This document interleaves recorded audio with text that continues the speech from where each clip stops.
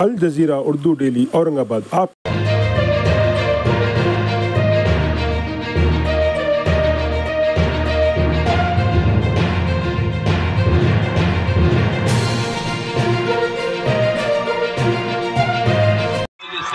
अस्सलामुअलैकुम वरहमतुल्लाहि वबरकातुहू।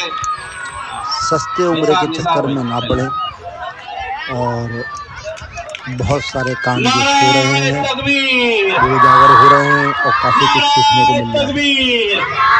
एक बात तो ये कि लोग जो उम्रा को ले जाते हैं, ये लोग क्या, कोई भी जो उम्रा को ले जाता है तो ग्रुप वाले, उम्रा टूर वाले अगर आपको कुछ सामान देते हैं कि ये आप अपने पास रखें और सऊदी में हम आपसे ले लेंगे, तो हरगिज़ ना लें।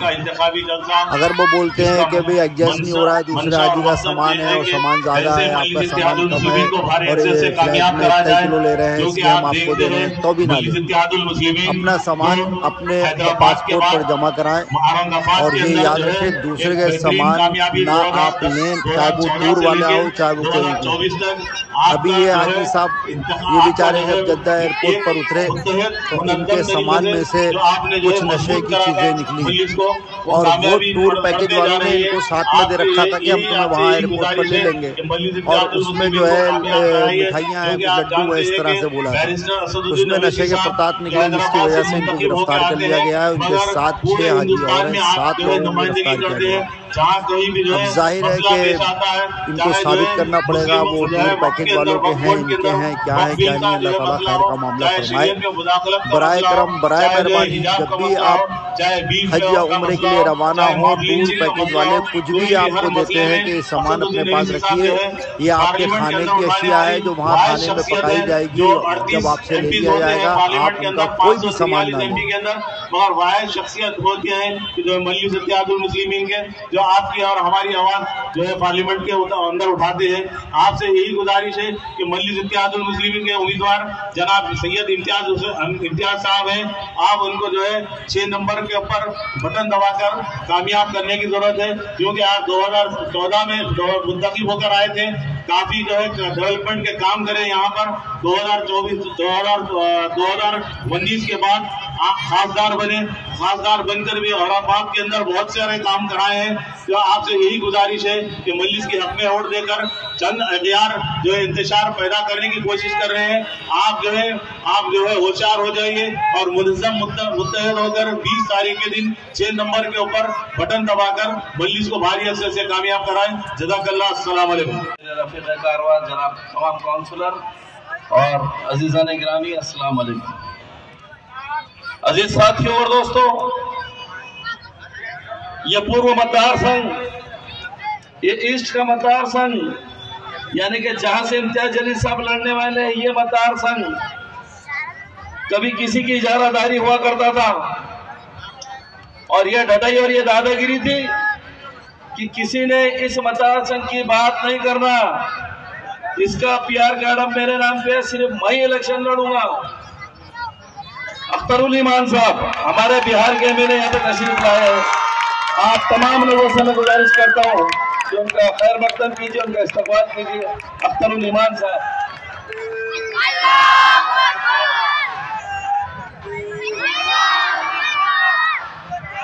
अजीज साथियों और दोस्तों,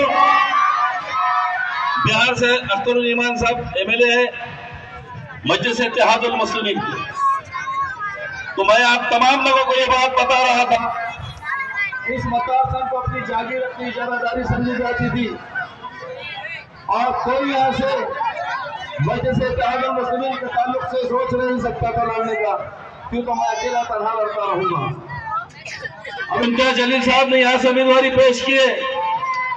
इम्तियाज जलील साहब के हक में मैं एक बार जरूर कहूंगा कि फलक को भी जिद है जहां बिजली गिराने की, फलक को जिद है जहां बिजली गिराने की, हमें भी जिद है वही आशिया बनाने की। अजीज साथियों और दोस्तों, आप ये 20 तारीख को जो इलेक्शन होने जा रहा है, आपका बहुत बड़ा इम्तिहान है और राष्ट्र मुकाबला सीधा बीजेपी और MIM पार्टी के बीच में है, यानी कि अतुल सावे और इम्तियाज जलील के बीच में है। और इसके दरमियान में जो कोई भी आ रहा है वो सिर्फ सुपारी बहादुर है, वो सिर्फ सुपारी लेके खड़े हुए हैं और ये सुपारी बहादुर के लिए सरोता हमने लेके आए हैं। 20 तारीख के दिन इस सुपारी को फोड़ना है अपने को, 20 तारीख के दिन इस सुपारी को फोड़ना है। समाजवादी पार्टी की साइकिल, समाजवादी पार्टी, अब लोग समाजवादी कहते हैं, मैं तो उसको समाप्तवादी पार्टी कहता हूं। वो साइकिल रोशन गेट से निकली और रोशन गेट पे अटक के रह गई। क्या आपने रोशन गेट के बाहर कहीं देखा? इस समाजवादी पार्टी को आपने क्या रोशन गेट के बाहर देखा? इंशाल्लाह 20 तारीख को इसके बाहर कहीं देखेंगे भी नहीं। क्यों कह रहे हैं हम ये बात? ये सिर्फ माहौल को खराब करने के लिए। अबू हसीन साहब, मैं सवाल करता हूं, आपसे जवाब दीजिए इस बात का। आपका राइस तो कांग्रेस पार्टी के साथ में है, आपको 2 सीटें राइस ने दिए, क्या वजह सुपारी लेकर पूरे महाराष्ट्र में एमआईएम के उम्मीदवार के खिलाफ लाके मुस्लिम उम्मीदवार डाल रहे हैं? यही सुपारी है, यही सुपारी है। और मैं समाजवादी पार्टी के तमाम लोगों से मेरा सवाल है, जवाब दो अखिलेश यादव। आपके पास में 150 के लगभग एमएलए हैं, आपके पास में 37 से 40 आपके पास में एमपी है, आपके पास राज्यसभा के मेंबर है। जवाब दो अखिलेश यादव। आपके पास में एक ही मुस्लिम चेहरा था जिसने हमेशा आपको तख्त की जीनत परसी, आजम खान, उसकी पूरी फैमिली आज मजलूमीन है। आपने एक एहतजाज आजम खान के खिलाफ नहीं किया। है जवाब समाजवादी पार्टी के खिलाफ, है जवाब समाजवादी पार्टी वालों के पास। और मैं आपके खास तौर से कहता हूं कि औरंगाबाद के अंदर समाजवादी पार्टी का एक कारपोरेटर नहीं है, समाजवादी पार्टी की कहीं भी कोई शाखा नहीं है, समाजवादी पार्टी के पास में 10 कार्यकर्ता नहीं है। किस धर्म के ऊपर बुलंदान दावे करने को तुम निकले हो? साफ मतलब है कि जीतने वाले को हराने का काम तुम कर रहे हो, गलत धंधे कर रहे हो। तो साथियों और दोस्तों, आपको 20 तारीख के दिन जो सुपारी बहादुरों को, इनकी सुपारी को पूरी तरीके से कतर के फेंकना है। और मैं यहाँ पर ये बात कहने के लिए आया हूँ कि बहुत लोग आपके सामने उम्मीदवार पेश किए गए हैं। देखिए, आज मुसलमानों को सियासी क़ुव्वत और ताकत की बहुत जरूरत है, क्योंकि तो तमाम परेशानियां हमारे पे जो लादी गई वो सियासी है। और 288 के हाउस के अंदर हमारे एमआईएम के नुमाइंदों को जीतना बहुत जरूरी है। औरंगाबाद की इस सरजमी को सलाम करने बिहार से, सीमांचल से आया हूँ। दोस्तों, बुजुर्गों, अजीजों, हमारे साथ मजलिस इत्तेहादुल मुस्लिमीन के रियासती सदर जनाब अख्तरुल ईमान साहब, हैदराबाद से टीम, अब पूरे हिंदुस्तान से आज सब लोग की नजर औरंगाबाद पर है। आपने 2019 में आपने दिखाया जिस तरीके से इम्तियाज जलील साहब को आपने कामयाबी दी। अल्हम्दुलिल्लाह, हिंदुस्तान का ऐसा कोई गोशा नहीं था जहां पर सजदाए शुक्राना नहीं अदा किया गया। हम सीमांचल से आते हैं, वहां भी हमने शुक्राना अदा किया। इम्तियाज जलील साहब सिर्फ आपके एमएलए नहीं, आपके एमपी नहीं, आपके लीडर नहीं, आज हिंदुस्तान में बैरिस्टर असदुद्दीन ओवैसी साहब के साथ कंधा से कंधा मिलाकर जो चलने वाले शख्स का नाम इम्तियाज जलील साहब। पार्लियामेंट में 640 सवाल करने वाले शख्स का नाम इम्तियाज जलील साहब है। दोस्तों, याद रहिए, आपका औरंगाबाद मजलिस इत्तेहादुल मुस्लिमीन का दिल है। ये दिल पर चोट लगने की बात है, ये दिल पर चोट लगाने की बात लोग कोशिश कर रहे हैं। आज हिंदुस्तान का हर स्टेट, हर जिला देख रहा है कि बैरिस्टर असदुद्दीन ओवैसी साहब की, इम्तियाज जलील साहब की मार्जिन कितनी होगी। आप पूछिए उन अखिलेश यादव के लोगों से, आप पूछिए कांग्रेस के लोगों से, जब हमारे नबी के शान में गुस्ताखी हुई तो औरंगाबाद से सबसे पहले आप लोगों ने इस बात पे एहतजाज किया। आप लोग जाकर बम्बई में सड़कों को घेरा, आपने इस मुद्दे को उठाया, कोई दूसरा आपके बीच नहीं था। दोस्तों, जब भी मुद्दा होता है, जब भी मुसलमानों के साथ ज्यादती हुई, सबसे पहले अगर महाराष्ट्र में आवाज उठी तो किसी ने आवाज उठाई, उस शख्स का नाम इम्तियाज जलील साहब है।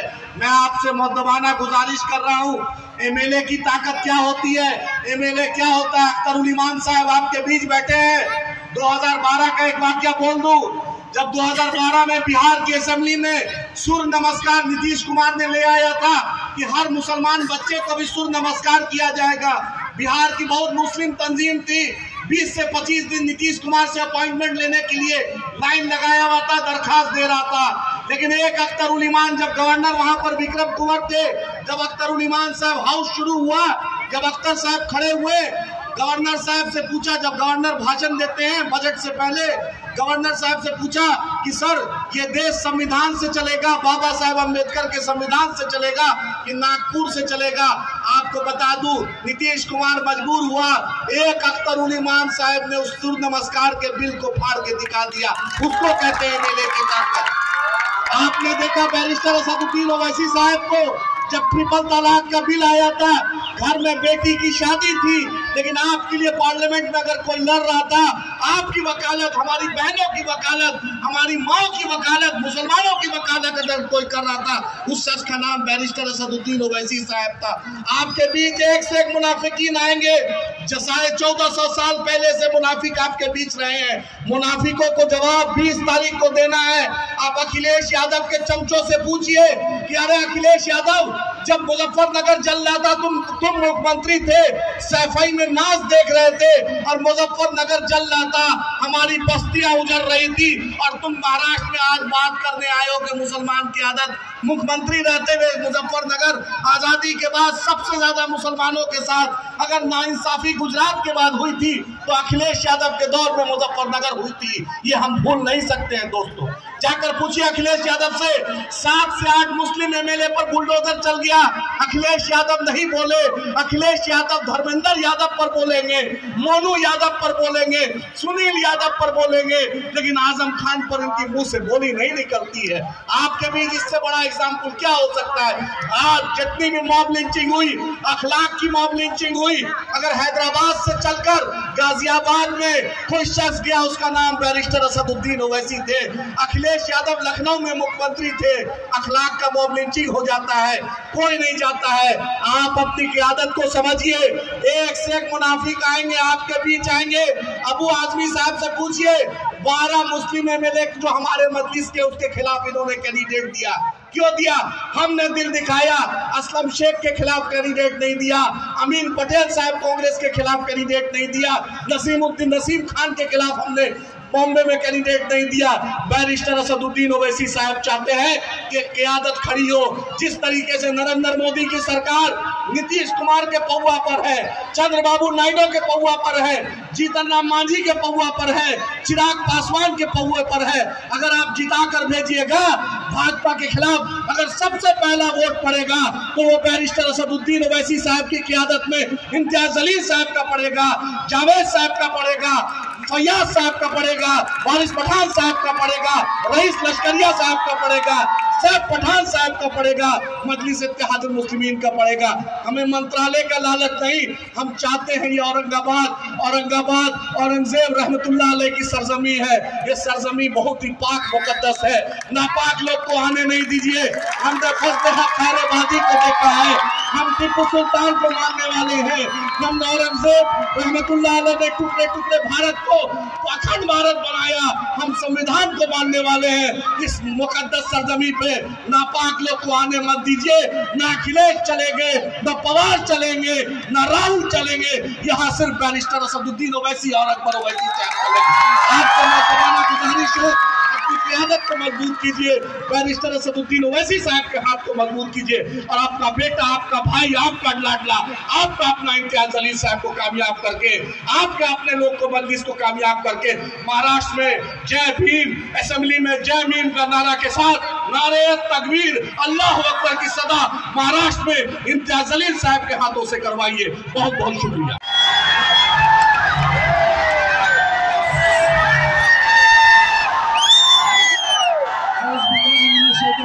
बिस्मिल्लाहिर्रहमानिर्रहीम।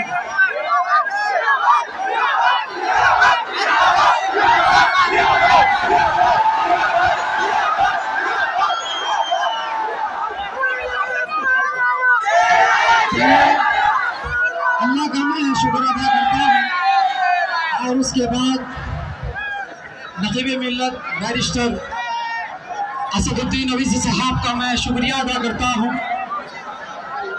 उन्होंने मुझे मौका दिया अक़लियतों की आवाज़ बनने का और आपकी आवाज़ बनने का, और उसके बाद स्टेज पे तशरीफ फरमा आगे जनाब AIMIM नामपल्ली MLA माजिद हुसैन साहब का मैं शुक्रिया अदा करता हूँ।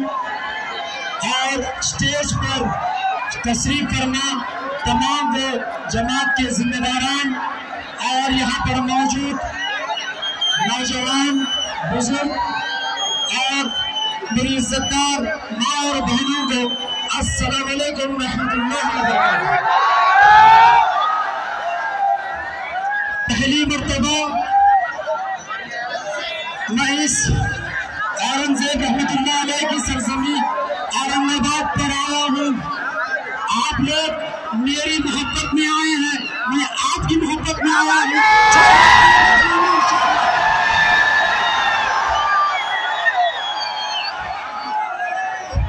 सियासी माहौल गर्म है। रियासत महाराष्ट्र में इन फिजाओं में मैं महसूस कर रहा हूँ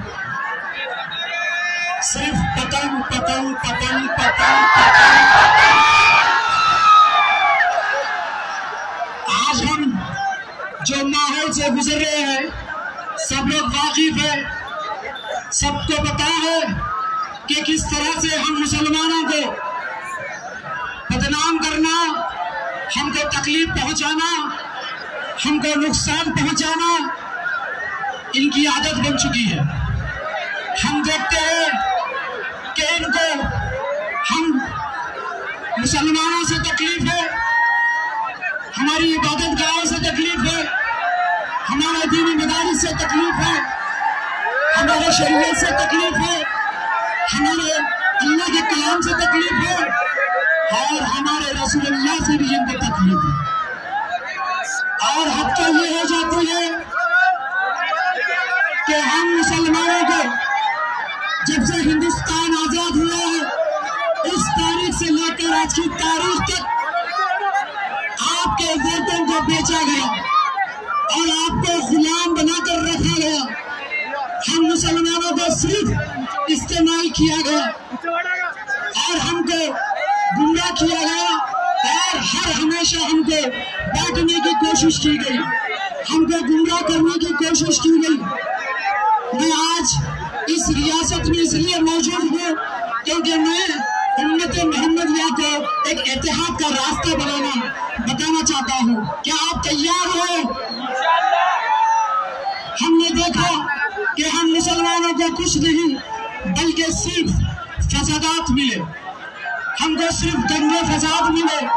और हम मुसलमानों को जब कभी भी इलेक्शन आ जाते हैं, जब कभी भी सियासी माहौल गर्म हो जाता है तो इन कांग्रेसी हो या समाजवादी हो या शिवसेना हो या एनसीपी हो, सेकुलरिज्म का चोला पहनकर मुसलमानों की भीख लेने हमारे दरवाजे पर आ जाते हैं और हमको 5 साल अंधेरे में रखा जाता है। जब हमको हमारे दरमियान में तकलीफें होती है, जब हम बेबस होते हैं, जब हम मजबूर होते हैं, जब हमको कुछ नहीं नजर आता और ये जब हम इनके पास जाते हैं हमारे मसलों को लेकर तो ये गूंगे भेड़े अंधे हो जाते हैं। मैं आपको एक पैगाम देने आया हूँ, अगर आपके दरवाजे पर ये गिड़गिड़ाने के लिए आएंगे, भीख मांगने आएंगे तो आप भी गूंगे भेड़े अंधे हो जाना। क्यों? क्योंकि भाई तू मेरे रसूलुल्लाह की शान में जब गुस्सा की हुई तो जब तकलीफ नहीं हुई तो मेरा वोट भी तेरे को नहीं। जो रसूलुल्लाह का नहीं वो हमारा नहीं। और समाजवादी पार्टी के कुछ जंखावे गुलाम, समाजवादी पार्टी के कुछ जंखावे गुलाम, उनकी जबान बहुत ज्यादा चल रही है। उनका हम जमात के सिपाही काफी है, गुत्तनी से जबान निकाल लेंगे। हमारे साहिब मोहतरम तो बहुत दूर की बात है, वो शेर का सिपाही काफी है। आज हम देखते हैं, मैं जब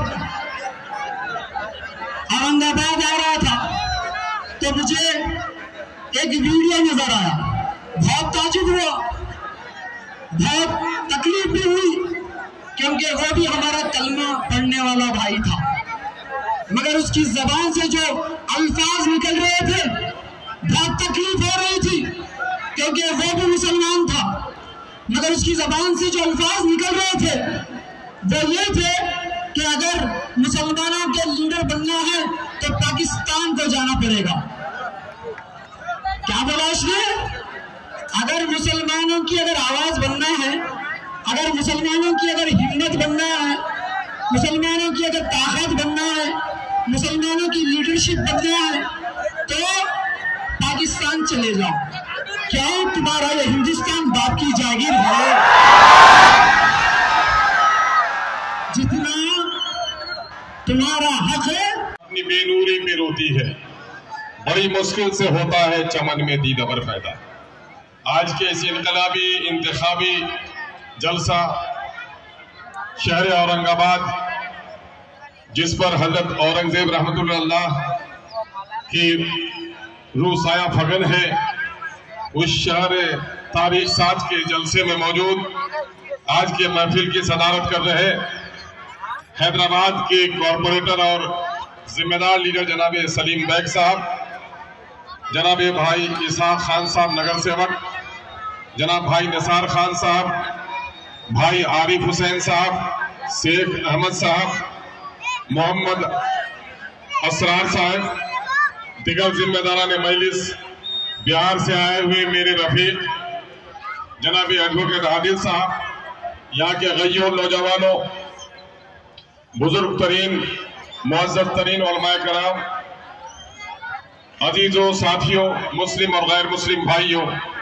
और नेक तरीन माओ बहनों बेटियों और मीडिया के साथियों, आपके शहर से मोहब्बत बेपनाह रखता हूँ, अकीदत भी रखता हूँ और आपके शहर का एहसानमंद भी हूँ।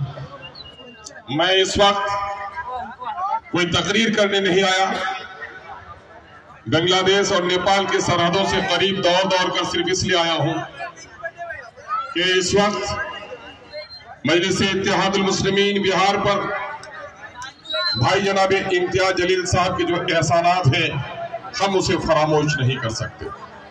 मेरे भाइयों, कौमों की जिंदगी में कुछ अहम फैसले की घड़ी होती है जिसके असरात लम्हाती नहीं होते, बल्कि कहा यह गया है कि तारीख की नजरों ने वो दौर भी देखे हैं, लम्हों ने खता की है, सदियों ने सदा पाई। इस वक्त में आपकी पेशानी, आपके चेहरे मोहरे, आपकी आंखों की तमादत को देखकर यकीनन है मुसर्रत सालिमानी महसूस कर रहा हूं कि आप सबों ने जनाबे भाई इम्तियाज जलील साहब को जिताने के लिए कस्में खाई हैं और इंशाअल्लाहुल अजीज जो शहर का मिजाज है, नौजवानों का जो तूफानी इज्तिमा है और जो कुछ सुनने को मिल रहा है और आकर यहाँ देख रहा हूँ, यकीनन अल्लाह रब्बुल इज्जत हमारी और आपकी तमन्नाओं को बारावर करेगा और भाई इम्तियाज जलील साहब जरूर कामयाब होंगे।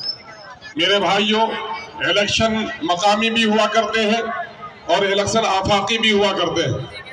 बहुत सारे एमएलए लड़ रहे हैं, लेकिन उसका हल्के असर उसके अपने असेंबली के हल्के में है, वही लड़ेगा, वही कटेगा, वही मरेगा। लेकिन भाई इम्तियाज जलील साहब का जो इलेक्शन है, मेरे भाइयों ज़ेब रहमतुल्लाह अलैह के शहर में बसने वाले औरंगाबादियों, ये सिर्फ औरंगाबाद का इलेक्शन नहीं है, बल्कि पूरे हिंदुस्तान के मजलूम मुसलमानों की आंखें आपकी तरफ देख रही है। इस वक्त किसकी हुकूमत बनेगी महाराष्ट्र में, ये सवाल बड़ा नहीं है, बल्कि जालिम हुक्मरानों के सामने में कल में हक पेश करने की जुर्रत कौन रखता है, उसको वहां पर भेजने की जरूरत है। हमने सबको देखा है, आजादी के 78 वर्षों में अपने हमनवा जमातों को हमने भेजा है, कांग्रेस की गुलामी हमने की है, कांग्रेस को जिता जिता के भेजा है। जो सौगात कांग्रेसियों ने दी है, मुसलमानों का भी उसे हम फरामोश नहीं कर सकते।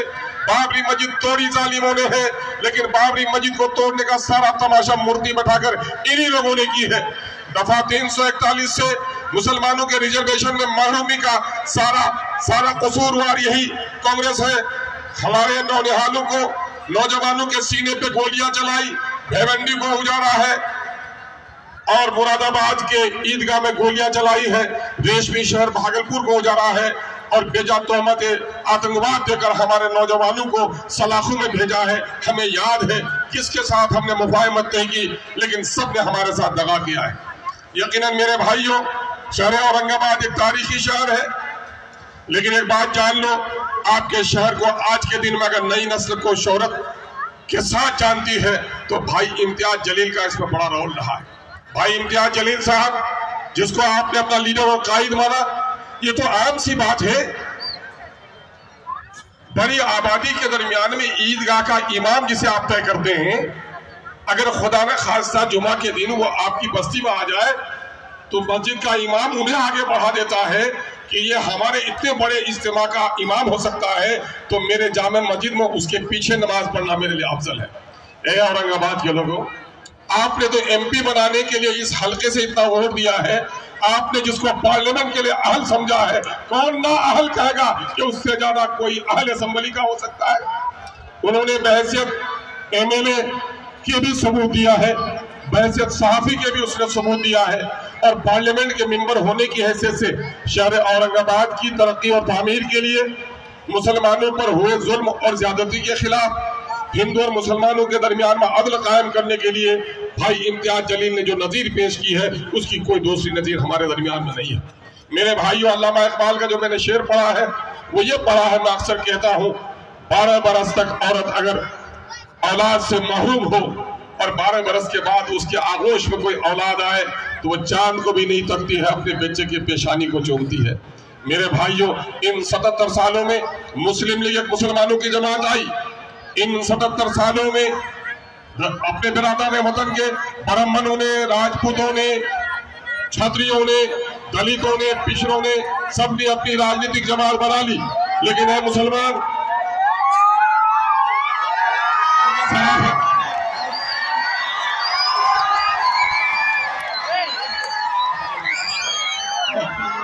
देखो, हमारा नारा इनकलाब है, इनकलाब इनकलाब। भाई सफर भाई इम्तियाज जलील तशरीफ रखिए और अपनी तहजीब और शाइस्तगी और सुकून का मुजाहरा कीजिए। यकीन जानिए, वही कौम दुनिया में फतेह याब होती है जो कौम अपने इमामों का अदब करती है।